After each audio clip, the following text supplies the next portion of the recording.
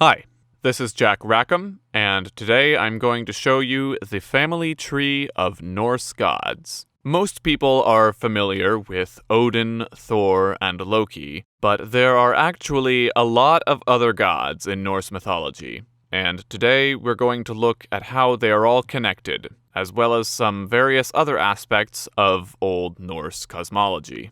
First off, though, I'd like to thank Dr. Jackson Crawford, an instructor in Nordic Studies at the University of Colorado, for giving his feedback on this chart. Dr. Crawford has his own YouTube channel, which certainly came in handy for pronunciations in this video, and if you're interested in Norse mythology, you'll definitely want to check it out. You can find the link in the description. Finally, the chart that we'll be looking at today is available as a poster. If you're interested in a copy, you can head over to usefulcharts.com or click the link on screen at the end of the video.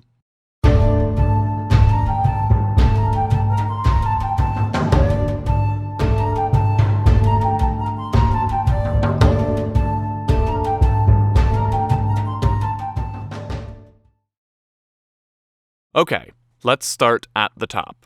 According to Norse mythology, there was a giant born out of the primeval void named Ymir, and from Ymir came a race of giants known as Jotnar, or Jotun, singular.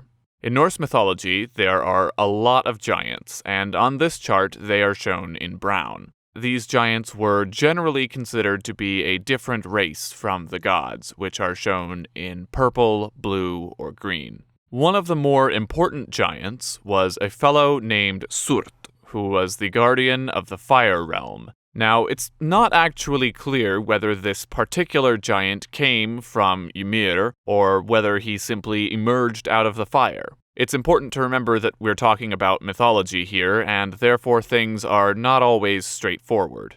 We only have a few really old sources to go by, and because these often got interpreted and reinterpreted by later sources, it's sometimes difficult to distinguish between popular beliefs about Norse mythology and the more original beliefs. This is further complicated by the fact that the myths continue to evolve even today through franchises like Marvel. That being said, I'm going to do my best throughout this video to be as accurate to the original beliefs as possible. But do keep in mind that accurate means something different when we're talking about mythology as opposed to history. Another important giant is Utgard Loki. Originally, he might have been the same character as the more well-known Loki, but later he is considered to be separate. In popular portrayals of Norse mythology, he's sometimes seen as being the ruler of a big castle where all the giants lived. This castle is called Utgard, hence his name. But originally, Utgard was simply another name for the realm in which the giants lived, not necessarily a castle. Some other important giants include Farboti, the father of the more famous Loki, Angraboda, the mother of Loki's three main children, and this pair of giants here, Aegir and Ran, who are the closest thing in Norse mythology to a god and goddess of the sea. So those are some of the giants. Now, let's have a look at the gods.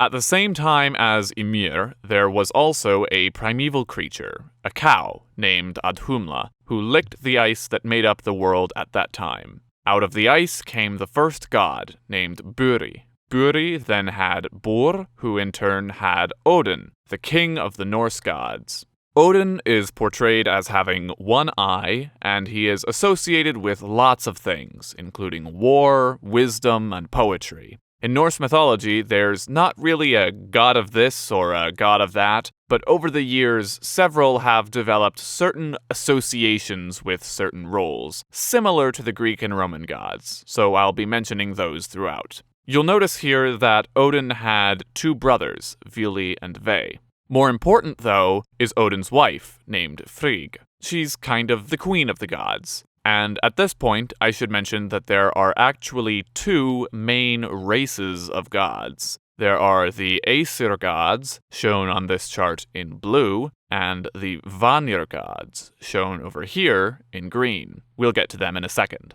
Odin and Frigg had a son named Balder, who is kind of the god of light and purity and was supposedly very beautiful and wonderful to look at. It was also said that nothing could hurt him except for mistletoe. There's a famous story in which Loki tricks Baldur's half-blind brother Hod into hurling a spear tipped with mistletoe at his brother. This ends up killing Baldur, making Odin, of course, very angry. In fact, he gets so angry that he bears another son, Vali, for the sole purpose of killing Hod.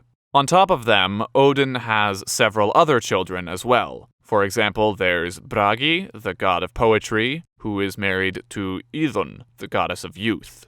Then there's Hermod, whose name sounds a lot like Hermes, and is thus often thought of as being the Norse equivalent of a messenger of the gods. I should also point out that Baldur had a wife named Nanna, and together they had a son named Forseti, who was the god of justice.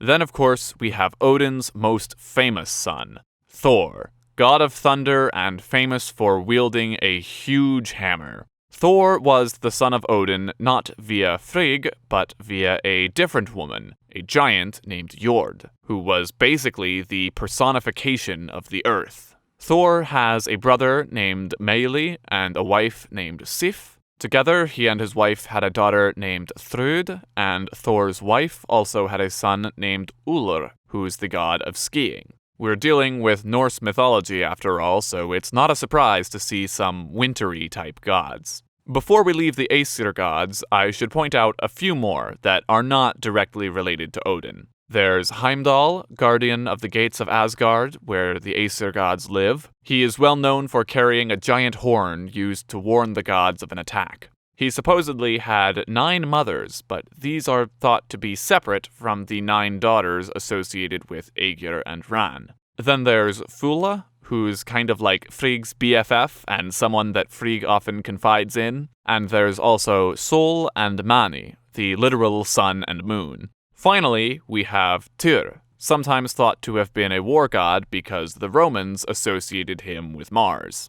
Okay, let's now talk about the Vanir gods. They're thought of as being a separate race of gods because they come from a different source. They originate from a god named Njord, who was the god of fishing and seafaring, and his wife Skadi, who is a giant but is also thought of as being yet another god associated with skiing. Together, they were the parents of 2 very important gods known as Frey and Freya. Frey was the god of fertility, sunlight, and peace, and he can be recognized because he's usually riding a bull. His sister Freya was the goddess of love and beauty. Freya and Frigg are sometimes confused, but these are 2 different goddesses. They may have originally been one, but over time they were definitely seen as being distinct. It is from Freya that we get the name Friday. In fact, 4 of the days of the week are named after Norse gods. The other ones are Tuesday, named for Thursday,